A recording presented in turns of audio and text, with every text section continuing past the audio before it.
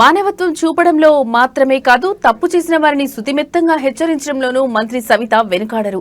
తాగి ప్రయాణికులతో కూడిన ఆటోను ఇష్టారాజ్యంగా నడుపుతున్న వ్యక్తిని మందలించారు మంత్రి సవిత. మనుషుల ప్రాణాలతో చెలగాటమాడడం సరికాదంటూ హెచ్చరించి ఆ మందుబాబును పోలీసులకు అప్పగించారు. తనకెందుకులే అని నిర్లక్ష్యం చూపకుండా ఓ ప్రజాప్రతినిధిగా సమాజం పట్ల బాధ్యత కలిగిన వ్యక్తిగా మనిషి ప్రాణాలకున్న విలువను తెలుపుతూ తాగి ఆటో నడుపుతున్న మందుబాబుపై కఠినంగా వ్యవహరించిన మంత్రి సవితను స్థానికులు కొనియాడారు.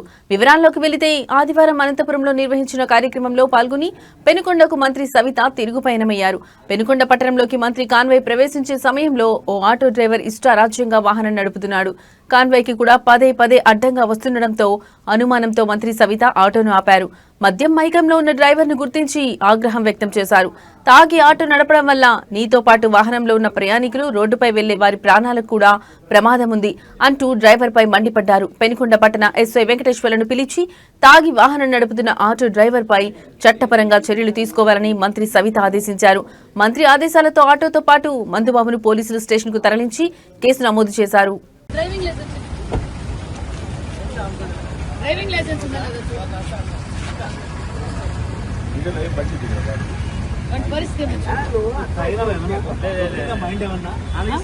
ఎంతో మంది జీవితాలతో ఆడుకోవాలనుకుంటున్నారు మీరు. ప్యాసింజర్ ఉన్నారు, నువ్వు దూరుతాను. రేపొద్దు జరగడం జరిగితే ప్యాసింజర్ లో నువ్వు తాగి బండి తోలితే టేక్ ఇమిడియట్ యాక్షన్.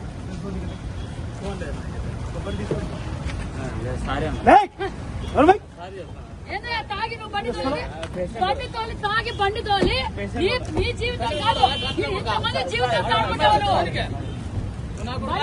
జీవితం ఎంతమందితో ఏదాన్ని నువ్వు తాగి తోలేది మధ్యలో మాకు అరెస్ట్ అయ్యేది.